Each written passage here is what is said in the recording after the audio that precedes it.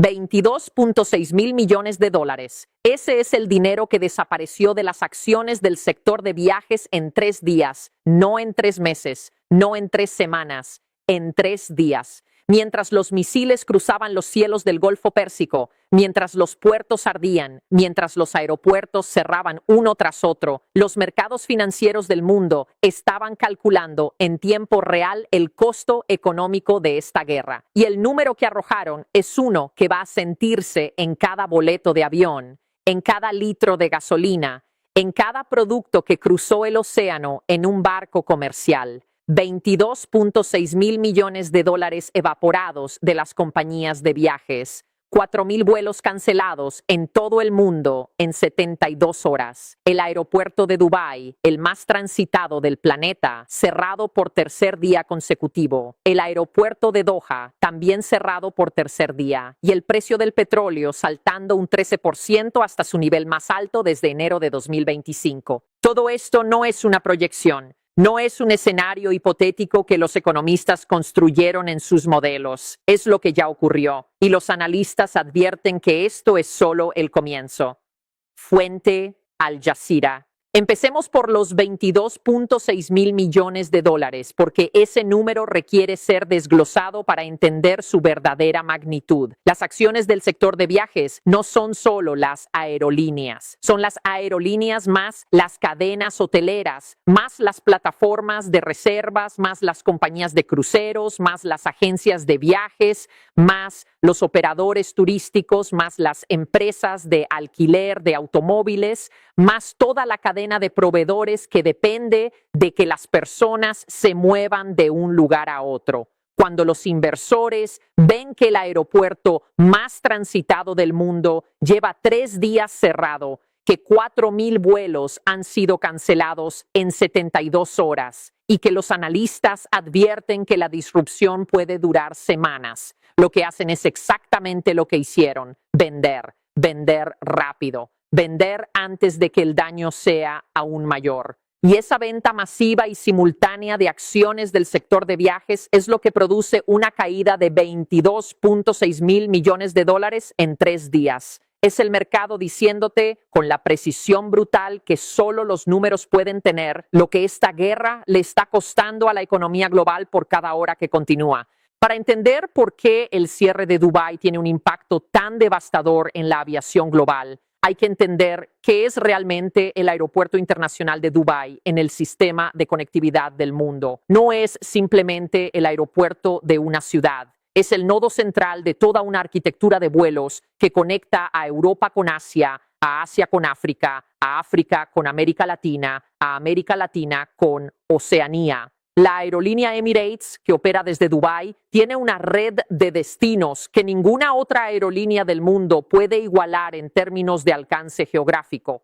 Cuando ese nodo se cierra, no es que algunos vuelos se retrasen, es que rutas enteras colapsan porque no hay forma de conectar los dos extremos sin pasar por Dubái. Los pasajeros que están varados no son solo turistas que perdieron sus vacaciones, son ejecutivos que no pueden llegar a reuniones críticas, son trabajadores migrantes que no pueden regresar a sus familias, son pacientes que no pueden llegar a tratamientos médicos. Son órganos para trasplante que tienen ventanas de viabilidad de horas. Son medicamentos que tienen cadenas de frío que no pueden interrumpirse. El aeropuerto de Dubái no es solo infraestructura de viajes, es infraestructura de la vida moderna global. El aeropuerto de Doha, capital de Qatar y sede de Qatar Airways, está también cerrado por tercer día consecutivo. Qatar Airways es otra de las aerolíneas que sirve como conector crucial entre continentes, especialmente para la conectividad entre el mundo árabe, el subcontinente indio y Europa occidental. Con Dubái y Doha simultáneamente fuera de operación, la arquitectura de la aviación global entre el este y el oeste ha sufrido un golpe que no tiene precedente moderno. La Organización de Aviación Civil Internacional de las Naciones Unidas, la OASI, le dijo a los países que tienen la responsabilidad de garantizar la seguridad y la protección de las operaciones de transporte aéreo, las instalaciones y los pasajeros. Esa declaración, aunque formalmente correcta, suena a algo que alguien dice cuando no tiene mecanismos reales para resolver el problema que está describiendo. La OACI no puede abrir el aeropuerto de Dubái, no puede detener los misiles iraníes. Solo puede recordarle a los estados su responsabilidad mientras la crisis se desarrolla sin que ningún mecanismo internacional tenga la capacidad de intervenir efectivamente. 4,000 vuelos cancelados en 72 horas. Esa cifra viene con una comparación que los analistas de aviación están usando para dar dimensión a lo que está ocurriendo. Esto es la peor disrupción que la aviación mundial ha experimentado desde la pandemia de COVID-19. Desde el COVID-19, cuando el COVID cerró las fronteras del mundo, cuando los gobiernos de todos los países cerraron sus aeropuertos y prohibieron los viajes internacionales, la industria de la aviación sufrió la peor crisis de su historia. Perdió cientos de miles de millones de dólares. Decenas de aerolíneas quebraron. Millones de trabajadores del sector perdieron sus empleos. Tardó años en recuperarse. Y ahora, menos de 5 años después de esa catástrofe, el sector está enfrentando lo que los analistas describen como su mayor prueba desde entonces. No desde la crisis financiera de 2008, no desde el 11 de septiembre de 2001, desde el COVID-19. Eso es lo que esta guerra le está haciendo a la aviación global en sus primeros 3 días. El precio del petróleo merece un análisis específico porque es el vector a través del cual esta guerra va a golpear a cada persona en cada país del mundo, incluyendo países que no tienen ninguna relación directa con el conflicto. El petróleo saltó un 13% hasta su nivel más alto desde enero de 2025, un 13% en 3 días. Para entender lo que eso significa en términos prácticos, hay que entender la cadena de transmisión desde el precio del barril de petróleo hasta el precio de todo lo demás. El petróleo sube, el combustible de aviación sube, el combustible de aviación sube, los boletos de avión suben, el petróleo sube, el diésel sube, el transporte de mercancías sube, el transporte de mercancías sube, el precio de los alimentos sube, el precio de los alimentos sube, la inflación sube, los bancos centrales consideran subir las tasas de interés. Las tasas de interés suben, las hipotecas se encarecen, el crédito se contrae, el consumo cae, la economía se desacelera. Todo eso a partir de un 13% de subida en el precio del petróleo en 3 días. Y los analistas no están diciendo que el petróleo ya terminó de subir. Están diciendo que si el estrecho de Hormuz se cierra efectivamente o si los ataques iraníes continúan interrumpiendo la producción y el transporte de petróleo en el Golfo, el 13% de esta semana puede ser solo el primer capítulo de una historia mucho más cara. El estrecho de Hormuz es el corazón geográfico de toda esta crisis económica y vale la pena detenerse en él con la atención que merece. El estrecho tiene en su punto más estrecho solo 33 kilómetros de ancho. Por ese corredor pasan cada día aproximadamente 17 millones de barriles de petróleo, representando cerca del 20% del suministro mundial. Arabia Saudita, Irak, Kuwait, los Emiratos Árabes Unidos, Qatar, todos exportan su petróleo a través de ese estrecho. Sin el estrecho de Hormuz, esos países no pueden vender su petróleo al mundo. Y sin ese petróleo, el mundo no puede funcionar de la manera en que está acostumbrado a funcionar. Irán tiene la capacidad de minar el estrecho, de atacar embarcaciones en él, de hacer que el riesgo de navegar por esas aguas sea tan alto que las compañías navieras prefieran no hacerlo. Ya vimos esta semana cómo CMA CGM, uno de los mayores operadores navieros del mundo, instruyó a sus barcos a refugiarse y redirigió sus rutas alrededor de África. Ya vimos cómo Hapag-Lloyd suspendió el tránsito por el estrecho. Cada día que esas decisiones se mantienen, más carga comercial toma la ruta alternativa del Cabo de Buena Esperanza, que añade semanas al tiempo de tránsito y miles de dólares al costo de cada envío. Los analistas que están advirtiendo sobre semanas de disrupción no están siendo pesimistas sin fundamento. Están haciendo cálculos muy concretos sobre la dinámica de esta crisis. Para que los aeropuertos de Dubái y Doha vuelvan a operar normalmente, necesitan que el espacio aéreo de la región sea considerado seguro para la aviación comercial. Para que el espacio aéreo sea considerado seguro, necesitan que los ataques de misiles y drones que han cruzado esos espacios aéreos en los últimos 3 días se detengan. Para que esos ataques se detengan, necesitan que el conflicto entre Irán e Israel y los Estados Unidos se resuelva o al menos se congele en algún tipo de cese al fuego. Y para que ese cese al fuego ocurra, necesitan que las partes que están lanzando misiles desde el sábado por la mañana encuentren una salida política que ninguna de ellas ha articulado todavía. Esa cadena de condicionantes es la razón por la que los analistas hablan de semanas, no de días. Las compañías de aviación que ya sobrevivieron el COVID están mirando esta crisis con una mezcla de incredulidad y pánico que es comprensible. Muchas de ellas todavía tienen deuda que acumularon durante la pandemia. Muchas todavía no han recuperado completamente sus niveles de rentabilidad anteriores al COVID. Y ahora, sin ninguna advertencia previa, sin ninguna posibilidad de planificación, enfrentan la cancelación de miles de vuelos, el cierre de sus hubs más importantes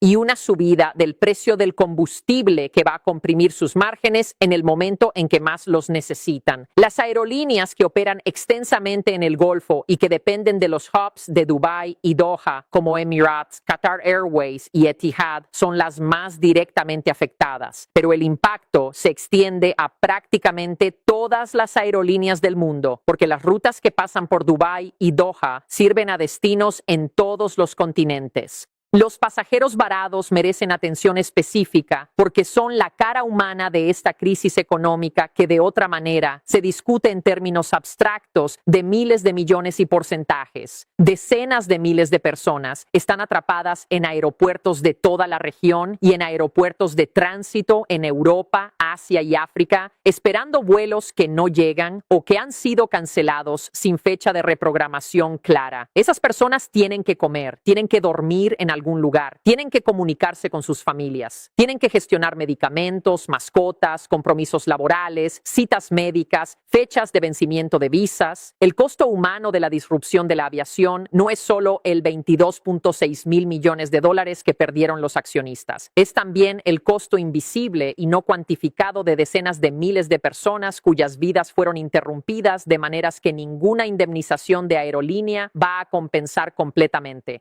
América Latina tiene una relación particular con esta crisis que vale la pena destacar. Una porción significativa de los viajeros entre América Latina y Europa, Asia y el Medio Oriente usa los hubs de Dubái y Doha como puntos de conexión. El crecimiento explosivo de Emirates y Qatar Airways en los mercados latinoamericanos durante la última década creó una dependencia de esas rutas que ahora se hace visible de manera muy concreta. Los latinoamericanos que están en Dubái o en tránsito hacia allá, los que planeaban volar a destinos en Asia o en el Medio Oriente en las próximas semanas, los que tienen conexiones de negocios con los países del Golfo, todos están siendo afectados directamente por esta guerra que geográficamente está ocurriendo a miles de kilómetros de sus países, pero que a través de la aviación global llega hasta sus puertas. La subida del 13% en el precio del petróleo también va a golpear a América Latina de maneras específicas. Los países importadores netos de petróleo de la región, que incluyen a la mayoría de las economías centroamericanas y caribeñas y a países como Chile y Uruguay, van a ver sus facturas de importación de energía aumentar significativamente. Eso va a generar presiones inflacionarias adicionales en economías que ya venían lidiando con inflación persistente.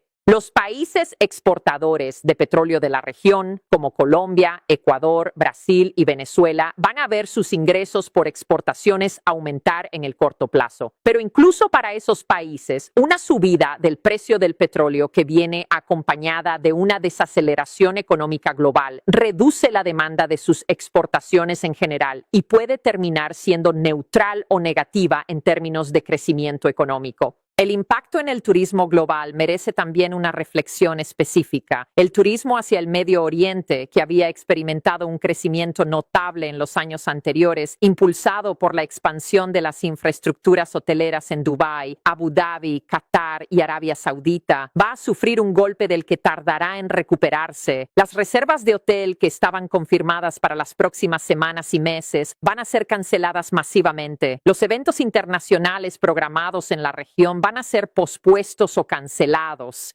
Las exposiciones, las conferencias, los torneos deportivos, los conciertos, todo el ecosistema de eventos que se había construido alrededor de la infraestructura hotelera del Golfo va a entrar en un periodo de parálisis cuya duración nadie puede predecir con certeza. Los mercados financieros globales están procesando todo esto en tiempo real y las señales que envían son coherentes con lo que los números del sector de viajes ya muestran. La subida del petróleo no es solo una señal de disrupciones en el suministro, es también una señal de que los mercados esperan que esta guerra dure y que sus consecuencias económicas sean prolongadas. Cuando el petróleo sube un 13% en 3 días por una guerra que comenzó el sábado por la mañana, el mercado está incorporando una prima de riesgo que refleja su evaluación de la probabilidad de que el conflicto se extienda, que el estrecho de Hormuz sea interrumpido de manera significativa y que la disrupción de la aviación global continúe durante semanas. Esa prima de riesgo es la razón por la que 22.6 mil millones de dólares desaparecieron de las acciones de viajes en 72 horas.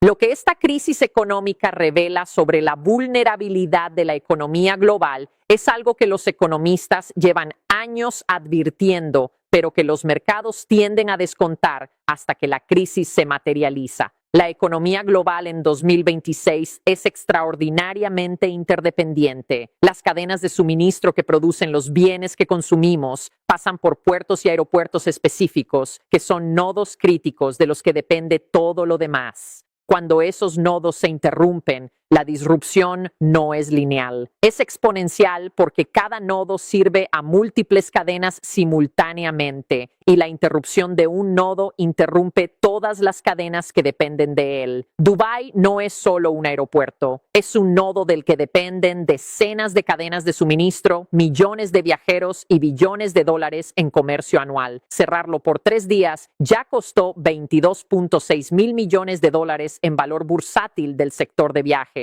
Cerrarlo por semanas, que es lo que los analistas advierten, va a costar un múltiplo de eso. Esta guerra que comenzó el sábado como una operación militar ha revelado en sus primeros 3 días algo que es igualmente importante como su dimensión militar, su dimensión económica. 22.6 mil millones de dólares, 4.000 vuelos cancelados, Dubái y Doha cerrados por tercer día, petróleo al nivel más alto desde enero de 2025, analistas advirtiendo semanas de disrupción, la peor crisis de la aviación desde el COVID. Cada uno de esos números es el resultado directo de decisiones que se tomaron en salas de guerra y en despachos presidenciales el sábado por la mañana. Y cada uno de esos números va a sentirse en los bolsillos de personas en todos los países del mundo que nunca han estado en el Golfo Pérsico, que no conocen a nadie en Irán ni en Israel, que no tienen ninguna relación con los misiles, ni con los portaaviones, ni con los programas nucleares. Van a sentirlo en el precio del billete de avión que van a comprar en los próximos meses,